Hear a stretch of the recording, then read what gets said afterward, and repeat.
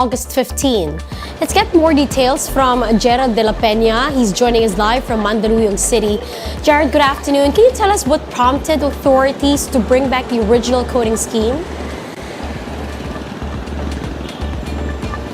Well, Riza, it seems like we're reverting back to pre-pandemic days. This as authorities expect a spike in vehicular volume ahead of the opening of school later this month.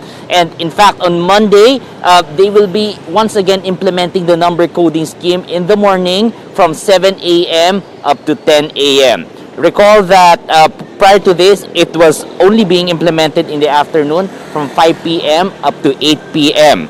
But MMDA Acting Chairman Carlo De Mayuga III said that the first 3 days will only be a dry run. They will start issuing violation tickets on August 18. The MMDA said that the average daily volume of vehicles in EDSA is now at 380,000 or near the 400,000 to 410,000 count pre-pandemic. This is expected to increase further to 436,000 once face-to-face classes resume. For its part, the MMDA will deploy more enforcers and marshals. The LTFRB will also reopen routes that will pass through the University Belt to ensure enough public transportation for students. Meanwhile, on the no-contact apprehension program, the Metro Manila Council did not tackle the next steps on the policy. The Land Transportation Office earlier called for its suspension in 4 LGUs in NCR. De Mayuga said that they respect the autonomy of each local government in imposing such measures. Riza, the LTO said that next week they will be once again meeting with the technical teams of various LGUs to iron out the differences on the possible changes to the no-contact apprehension scheme. Riza. Thank you for those updates. That's Gerald de la Peña reporting to us live from Mandaluyong. Meanwhile, the National Telecommunications says ABS-CBN should first clear any pending violations before proceeding with its investment in TV5. In a radio interview, NTC Commissioner Gamaliel Cordoba said the Lopez-led network still has unresolved violations, although he did not specify what exact violations he's referring to. Cordoba said both ABS-CBN and TV5 should submit clearances from state regulators or else the NTC will block their investment deal. ABS-CBN and the TV5's parent company MediaQuest signed an investment agreement today after months of negotiations. MediaQuest Chairman Manuel V. Pangilinan assured authorities the deal is compliant with all legal requirements under the law. They're welcome to conduct an investigation of the terms of this transaction, and both organizations, ABS and TV5, have ensured that the transaction meets all of the legal requirements of Philippine laws. No? More stories after this short break. Stay with us.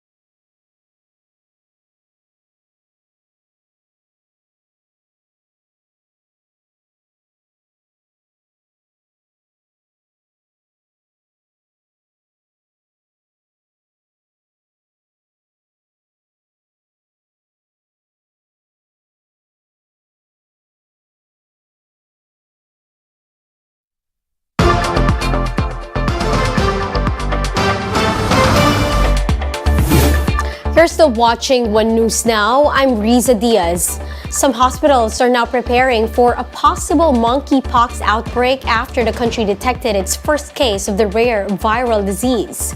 Chasey Cosico with a story.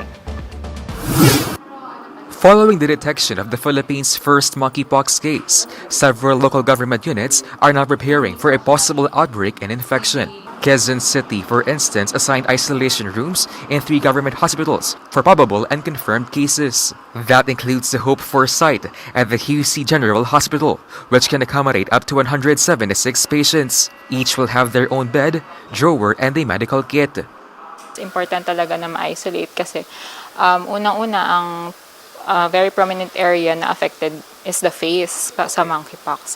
And then, syempre, matagal din kasi ang incubation period.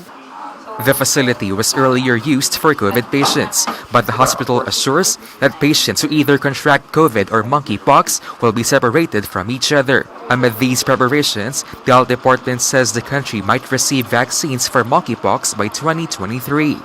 These manufacturers are receiving lots of requests coming from different countries.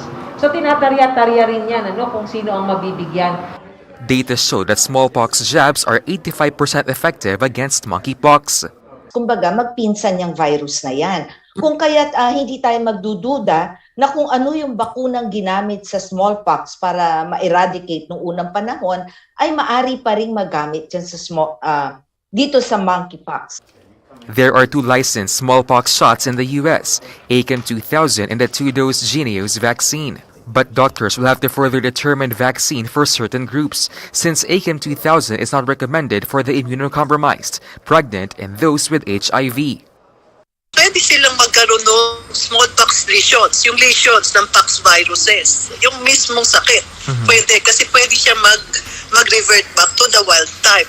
So yung gano'n, magkakaroon din sila ng lagnat, may mga flu-like, may headache, and yung mismong rashes.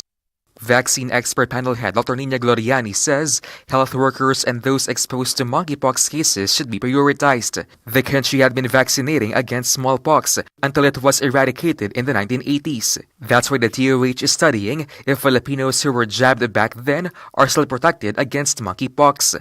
But according to experts, smallpox vaccine immunity wanes over time, just like any other jab. In the meantime, the country's first case has recovered, while the 10 close contacts are still completing isolation, all of whom are asymptomatic. For News 5, JC Cosico, we are One News.